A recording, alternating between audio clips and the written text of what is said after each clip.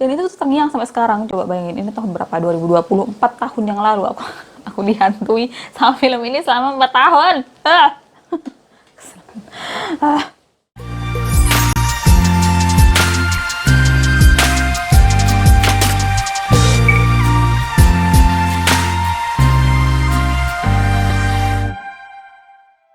Hai, selamat datang di channelku, aku Vidya, dan di channel ini aku akan ngebahas hal-hal yang berhubungan dengan kasus kriminal juga tentang keluarga kerajaan. Nah, untuk video kali ini aku akan ngebahas sebuah kasus kriminal yang berasal dari India, di mana topik dari video kali ini itu adalah seseorang yang bernama Sarabjit Singh. Dan beda dari kebanyakan video yang lainnya yang biasanya kita akan ngomongin tentang pelaku dan kemudian kejahatan apa yang udah dilakukan sama pelaku tersebut. Untuk video kali ini kita akan ngebahas Sarabjit Singh sebagai seorang korban dari kejadian salah tuduh, di mana Sarabjit ini kemudian dituduh sebagai seorang teroris. Dan sebenarnya untuk kasusnya Sarabjit ini ada dua versi. Yang satu versi ini ngomong kalau Sarabjit Singh ini adalah seorang korban, dan sementara versi yang lainnya itu ngomong kalau Sarabjit Singh ini adalah pelaku. Tapi untuk video kali ini aku akan ngebahas dari sisi Sarabjit yang adalah seorang korban, karena aku tahu tentang kasus ini itu dari film yang judulnya itu Sarabjit, dan di situ film itu menceritakan tentang keadaan Sarabjit sebagai seorang korban, bukan sebagai seorang pelaku. Dan film yang ngebahas tentang Sarabjit sebagai korban itu dibintangi sama Aishwarya Rai, kemudian Randip Huda, dan Richa Chadha. Dan aku sendiri itu tahu film ini itu dari zaman aku kuliah dulu, sekitar tahun berapa ya? Pokoknya pas film ini keluar tahun 2016, jadi sekitar tahun itu aku baru tahu film ini, film tentang Sarabjit ini. Dan waktu pertama kali aku nonton, aku tuh nggak tahu kalau itu adalah film biografi. Aku pikir itu tuh film biasa ya, maksudnya tuh nggak ada, bukan biografi gitu. Nah kemudian waktu aku nonton sampai tengah jalan gitu, sampai tengah film itu, loh kok begini, kok sampai tengah ini kayak nggak ada apa ya, kayak nggak ada penyelesaian gitu. Tapi kemudian setelah filmnya itu kurang 20 atau 15 menit gitu, aku ngerasa mulai ada yang aneh. Kenapa ini endingnya tuh kok kayaknya nggak ada happy-happynya gitu kan. Kan kalau film yang bukan biografi, kayak sepelik apapun masalahnya, sejelimet apapun masalahnya gitu, endingnya tuh pasti bakalan kelar gitu kan. Nah, tapi kenapa yang ini tuh nggak kelar-kelar kayaknya gitu kan. Akhirnya aku close filmnya, dan kemudian aku cari tahu dan ternyata itu adalah film biografi. Dan kesel banget aku waktu itu. Dan ya karena udah kurang 15 menit juga, akhirnya ya aku terusin, dan endingnya emang enak gitu. Dan itu tuh masih terngiang-ngiang aja itu film sampai sekarang di kepalaku, karena di situ itu posisinya si Sarabjit atau si Sarabjit gitu adalah korban, bukan pelaku. Dan itu tuh nggak enak banget gitu posisinya dia di film itu. Kemudian balik lagi ke Sarabjit. Sarabjit ini lahir dengan nama Sarabjit Singh Atwal pada tahun 1963 atau 1964. Dan Sarabjit ini adalah seorang pria India yang kemudian ditahan oleh pihak Pakistan dengan tuduhan sebagai mata-mata atau teroris. Tapi kebenaran tentang Sarabjit sendiri itu masih abu-abu, karena seperti yang aku bilang tadi, pihak keluarganya atau pihak India itu bilang kalau Sarabjit ini cuma seorang petani dan dia adalah orang biasa dan dia itu bukan teroris. Tapi pihak Pakistan itu ngeklaim kalau Sarabjit ini adalah seorang teroris, dia adalah seorang mata-mata yang berhubungan atau bertanggung jawab untuk peledakan yang terjadi di Pakistan pada tahun 1990, pada tahun dimana Sarabjit ini ditangkap. Dan kejadiannya itu bermula pada 30 Agustus 1990. Jadi ceritanya Sarabjit ini lagi mabuk, dan kayak dia tuh mabuk di kayak warung gitu loh bareng sama temen-temennya. Dan waktu perjalanan pulang, dia itu nggak sengaja ngelewatin batas negara antara India sama Pakistan. Jadi rumahnya dia itu tinggal di desa Bikiwin,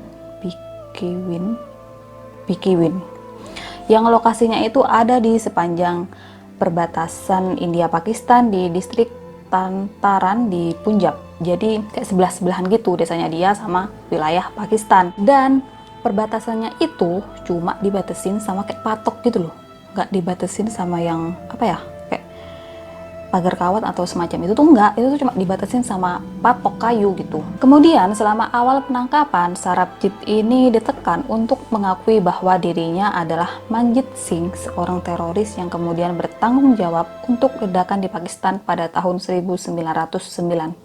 Karena dirinya ini juga nggak punya kartu identitas, entah gimana kenapa dia bisa nggak punya kartu identitas gitu untuk yakinin kalau dirinya itu namanya tuh Sarabjit bukan Manjit gitu kan. Tapi ya itu karena dia itu nggak punya kartu identitas dan dia ini kemudian juga selalu ditekan untuk mengakui kalau dirinya adalah Manjit, akhirnya Sarabjit ini mengakui kalau dirinya itu adalah Manjit Singh dan dia itu bertanggung jawab untuk ledakan yang terjadi pada tahun 1990.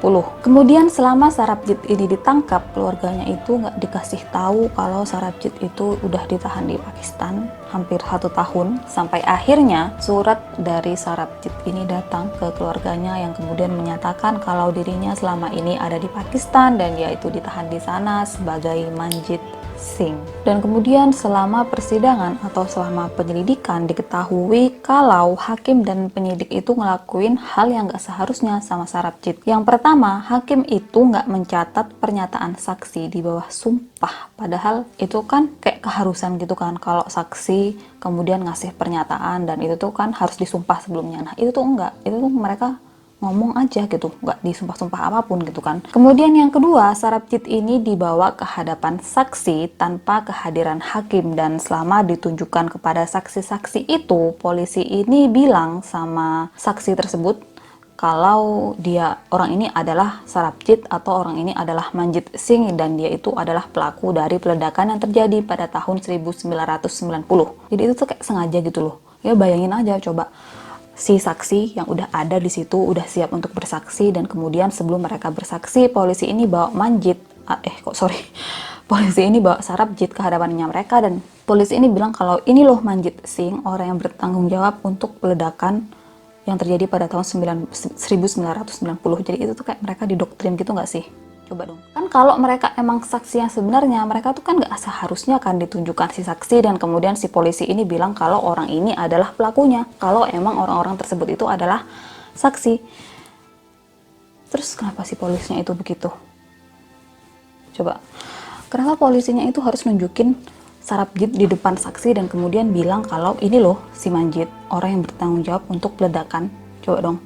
Kalau itu emang saksi yang benar, kalau mereka emang bersaksi, emang benar-benar kelihatan si pelaku, kenapa si polisi itu harus nunjukin Sarabjit atau yang waktu itu dia klaim sebagai Manjit ke hadapannya saksi? Kenapa coba? Dan kemudian identitasnya Sarabjit itu nggak pernah diverifikasi. Kan si Sarabjit ini bilang kalau dia itu bukan Manjit Singh, dia itu adalah Sarabjit. Nah tapi itu tuh nggak pernah dikonfirmasi sama polisi, nggak pernah dicari tahu kebenarannya kayak gitu. Dan kemudian nggak ada bukti langsung yang mengkaitkan ledakan bom 1990 dengan Sarabjit. Yang kelima, selama di pengadilan Sarabjit ini diajak berkomunikasi menggunakan bahasa Inggris. Yang sayangnya Sarabjit itu nggak bisa ngomong bahasa Inggris dan dia itu juga nggak disediain penerjemah. Dia itu nggak disediain penerjemah. Coba dong. Itu tuh kayak kita ngomong sama orang asing tapi kita nggak ngerti orang itu ngomong apa ya, kita ngangguk aja dong. Coba dong. Kita kalau nggak ngangguk ya geleng-geleng, gimana kita ngerti orang itu ngomong apa. Kemudian yang keenam, saksi utama berkali-kali mengubah versi ceritanya. Jadi saksi utama itu namanya Saukat Salim yang ayah dan kerabatnya itu adalah korban dari ledakan tahun 1990. Dan awalnya si Saukat Salim ini bilang kalau Sarabjit itu udah menanam bom, tapi kemudian dia itu rubah pernyataannya dengan bilang kalau dia itu ngomong begitu, dia itu ngomong kalau Sarabjit yang menanam bom karena dia itu ditekan sama polisi. Coba.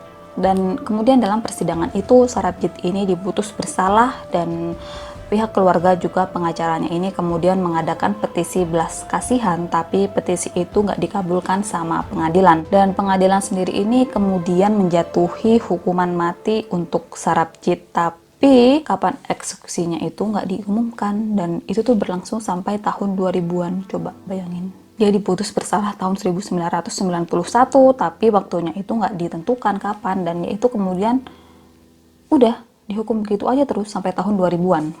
Tapi meskipun kayak nggak ada kejelasan tentang kapan eksekusinya Sarabjit, yang kemudian kayak kita juga kayak apa ya, kalau aku tuh kasihan banget gitu, pengen cepet-cepet selesai gitu.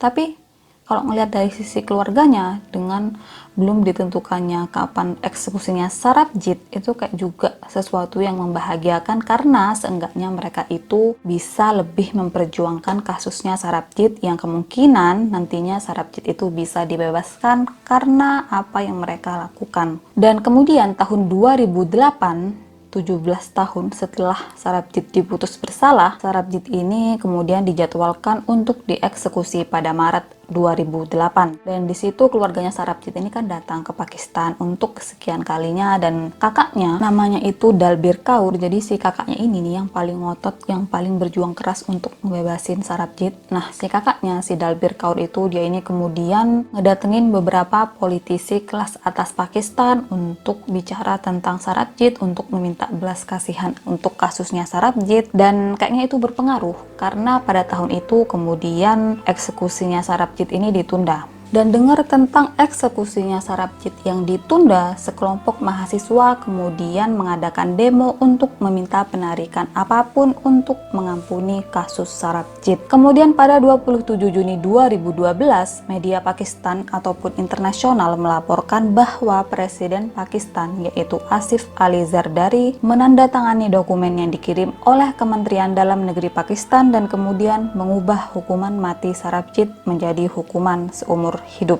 Dan dengar tentang hal itu, keluarganya Sarabjit ini senang banget. Kenapa? Bukan cuma karena Sarabjit yang nggak bakal dihukum mati, tapi juga karena hukuman seumur hidup di Pakistan itu tuh cuma berlangsung selama 14 tahun. Dan Sarabjit ini udah dihukum lebih dari 14 tahun, yang artinya Sarabjit itu udah seharusnya dibebaskan, dan keluarganya tuh seneng banget gitu karena mereka itu bakal sambut Sarabjit ini pulang, karena Sarabjit ini bakal balik lagi ke keluarganya. Nah, sayangnya lagi-lagi hal itu tuh kemudian memicu kayak perdebatan, kayak konflik, kayak demo gitu. Dan itu tuh juga mendapat kecaman dari kelompok muslim setempat, yaitu Jamaat Islami dan Jamaat Ud-Dakwah. Dan mereka itu nggak setuju dengan pembebasannya Sarabjit. Mereka itu nggak mau gitu kalau Sarabjit bebas. Hal itu kayaknya berpengaruh karena kemudian pihak Pakistan ini bilang kalau bukan Sarabjit yang mau dibebasin, tapi Surjit. Dan mereka itu sama, nama belakangnya mereka itu sama-sama Singh, jadi Surjit Singh dan Sarabjit Singh gitu. Dan itu tuh kasihan banget keluarganya Sarabjit karena mereka itu udah bikin pesta dan di desanya itu udah bikin kayak penyambutan gitu untuk Sarabjit, dan kemudian diumumkan kalau sebenarnya yang mau dibebaskan itu bukan Sarabjit tapi Surjit Singh. Coba dong bayangin, itu kasihan banget tau nggak?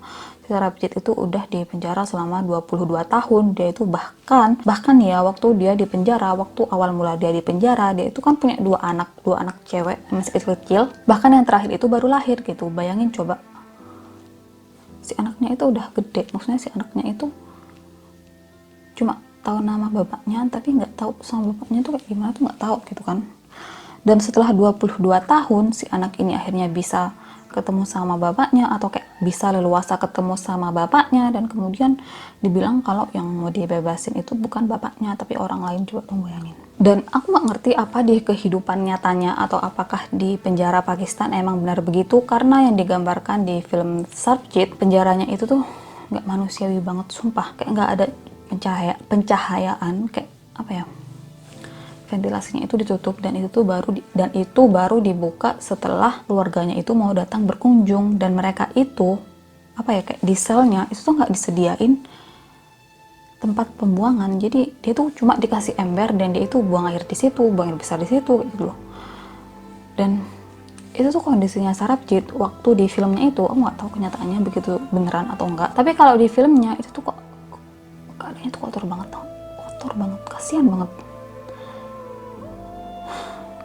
Bayangin dong ya, waktu keluarganya itu udah sekian tahun, udah belasan tahun gak ketemu sama Sarabjit, dan akhirnya mereka itu bisa ketemu, dan kemudian yang dilihat itu kondisinya Sarabjit tuh kayak begitu, ada di sel yang kotor, yang kalau dia buang air itu di kayak timba gitu, dan itu tuh timbanya tuh ada di dalam sel, yang keadaannya tuh kotor banget gitu loh. Coba bayangin, keluarganya udah sekian tahun, anaknya ya ampun kasihan, anaknya sekian tahun nggak ketemu sama bapaknya, yang paling kecil bahkan nggak tahu kayak apa bapaknya gitu, kecuali dalam foto atau kecuali kayak yang orang tuanya atau ibunya atau tantenya itu ceritain. Dan sekalinya dia ketemu sama bapaknya tuh keadaannya tuh kayak begitu tuh, kasian banget sumpah. Terus kemudian dibilang kalau bapaknya itu bakalan bebas, dibilang kalau Sarabjit itu bakalan bebas, tapi ternyata itu tuh kayak salah nama, dibilang kalau itu tuh salah nama. Coba dong di PHP ini tuh, ya ampun, kasian banget. Dan si Surjit Singh ini ya, dia itu kan dibebasin kayak menggantikan Sarabjit, karena Sarabjit tuh nggak tahu, aku bingung ya kenapa si Sarabjit ini yang paling kayak disorot gitu sama masyarakat, padahal si Surjit ini juga ditahan karena kasus teroris. Kenapa waktu si Surjit ini dibilang mau dibebasin, kenapa nggak ada satupun yang demo? Atau aku yang nggak tahu, atau beritaku yang kurang lengkap, pokoknya gitulah. Pokoknya kenapa sih kayak konfliknya itu cuma ada di Sarabjit, kenapa kalau dia dibebasin atau kalau dia diampuni, kenapa cuma dia gitu yang di demo, kenapa coba? Atau aku yang nggak tahu, gimana sih? Dan ya, si Surjit ini waktu dia dibebasin dan kemudian dia balik ke kampung halamannya, dia udah dibebaskan, dan dia itu kan selama ditahan, dia itu kan nggak mengakui dirinya sebagai teroris. Juga pihak India bilang kalau si Surjit itu bukan teroris, tapi waktu si Surjit ini udah balik ya ke rumahnya, ke kampung halamannya, dia itu bilang, iya aku ini teroris.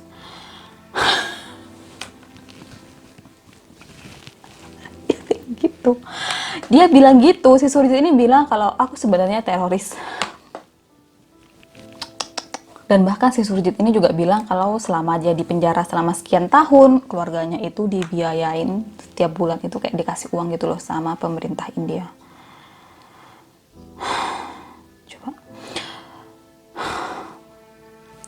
Tahu lah.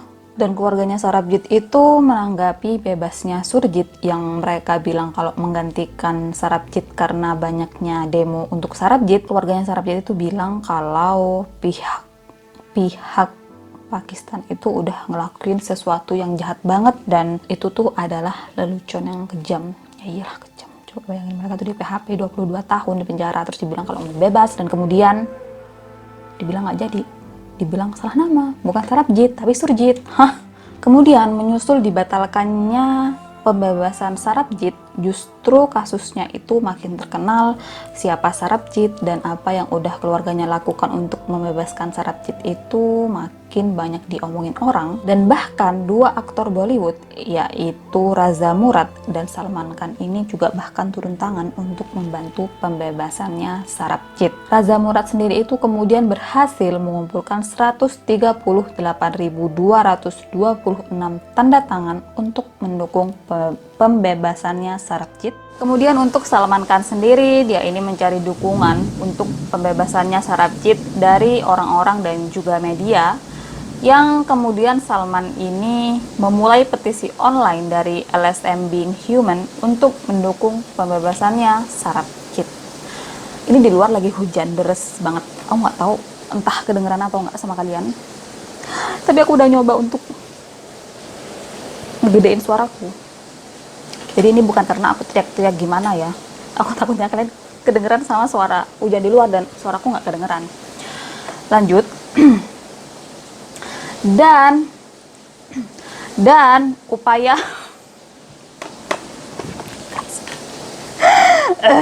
dan sayangnya pembebasannya atau upaya pembebasan untuk Sarabjit ini harus terhenti pada 26 April 2013 pada pukul 16.30 sore. Dan kenapa terhenti pada tanggal tersebut, juga pada waktu tersebut, itu tuh karena pada waktu itu Sarabjit ini diserang di dalam selnya dengan batu bata, lembaran logam tajam, batang besi, dan juga bilah. Hal itu kemudian membuat Sarabjit ini harus dirawat di rumah sakit karena kondisi kritisnya. Dan Sarabjit ini, dia ini menderita cedera kepala parah, tulang punggung patah, yang kemudian ngebuat Sarabjit ini menderita atau yang ngebuat Sarabjit ini menjadi koma. Kemudian tanggal 29 April 2013, pihak India meminta Pakistan untuk membebaskan Sarabjit atas dasar kemanusiaan, atau kalau mereka emang nggak bisa untuk bebasin Sarabjit, mereka ini minta tolonglah gitu kan, pihak India ini minta tolonglah gitu sama pihak Pakistan untuk bawa Sarabjit ke India atau ke Inggris untuk diobati di sana, karena waktu Sarabjit ini dirawat di Pakistan dia itu nggak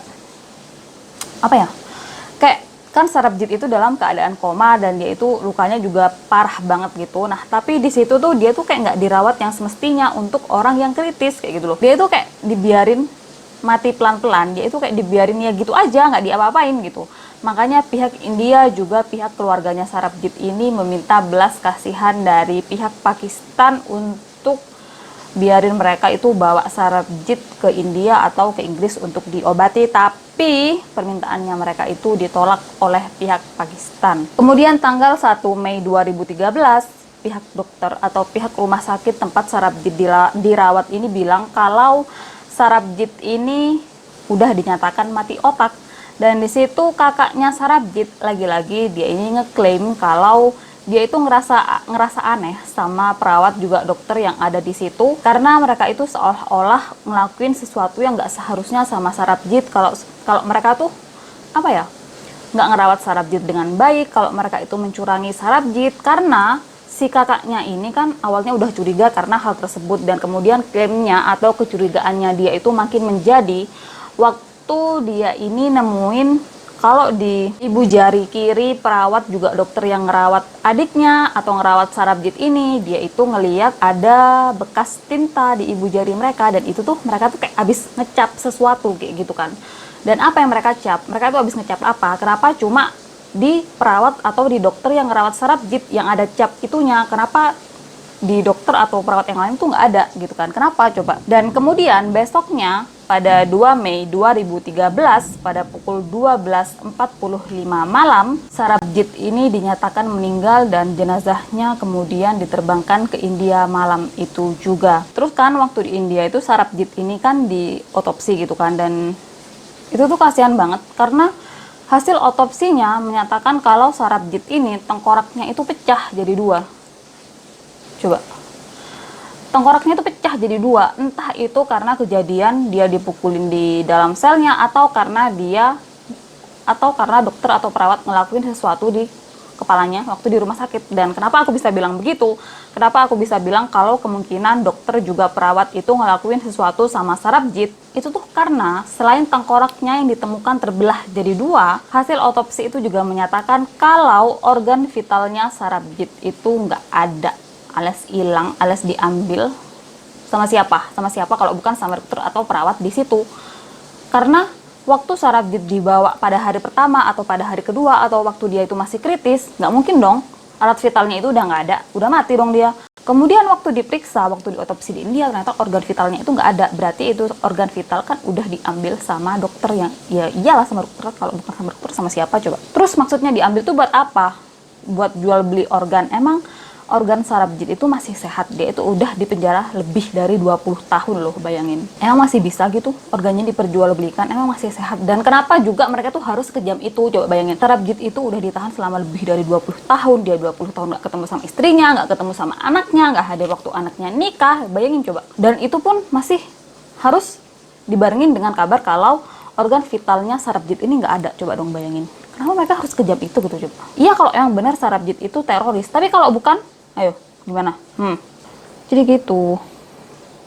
Aku tuh sampai sekarang tuh masih terngiang-ngiang gitu sama film ini. Soalnya aku tuh keselnya tuh double-double. Aku kesel karena aku nggak tahu kalau ini tuh film biografi. Aku tuh nggak tahu kalau ini itu adalah film biografi, dan aku juga kesel sama endingnya. Kenapa begitu? Kenapa waktu itu tuh aku goblok banget nggak lihat itu film ininya, genrenya tuh biografi. Kesel banget aku waktu itu tuh. Berapa hari gitu aku males mau mau nonton lagi.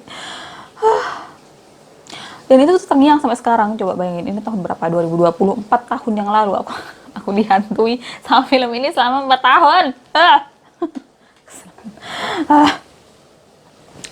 Jadi segitu video hari ini. Kita ketemu di video-video selanjutnya. Makasih udah nonton, makasih untuk siapapun yang udah klik video ini.